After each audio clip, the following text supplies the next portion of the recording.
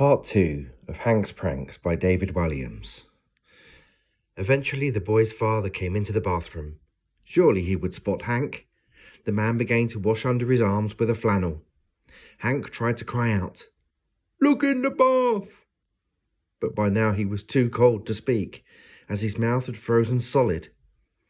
When his father left the bathroom, Hank realized that he would have to stop the prank on his mother. He could hear the family downstairs in the kitchen having breakfast. Climbing out of the bath was quite a task for Hank, because his whole body was shaking. The boy checked his reflection in the mirror. He had turned bright blue. Feeling as if he had been encased in ice, he shuffled stiffly across the corridor to the top of the stairs. Hank's legs were frozen solid.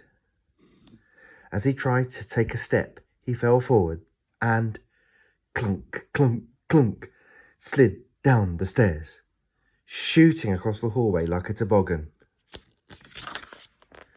Hank's head slammed into the kitchen door, and he came to a halt just at his mother's feet.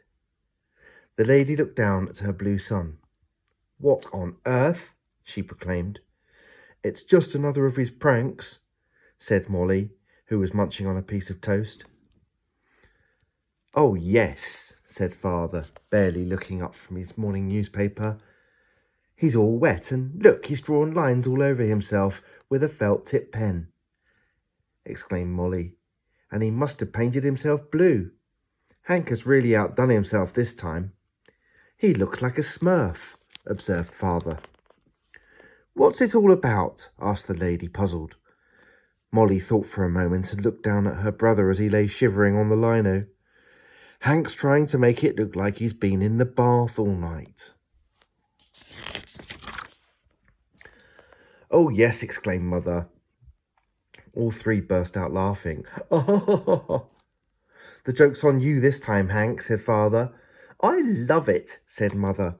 Her eyes lit up with glee that the tables had finally been turned. Hank lay shivering on the floor. "Help!" he chattered. The three roared with laughter. "Gotcha!" They all shouted in unison before returning to their breakfast. Munch, slurp, rustle. Hank had been lying there on the kitchen door for a good few hours, unable to speak or move.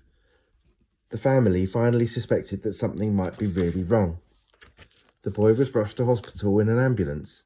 "Nina, Nina, Nina." The doctors and nurses raced his stretcher into the children's ward and wedged him up against the radiator. It took Hank a whole week to thaw out. Embarrassingly, the boy needed an operation to remove his swimming trunks. Because of the extreme cold, they had become welded to his bottom. That's what can happen when a prank goes terribly wrong. If you play a trick on someone, the joke can end up being on you. Gotcha!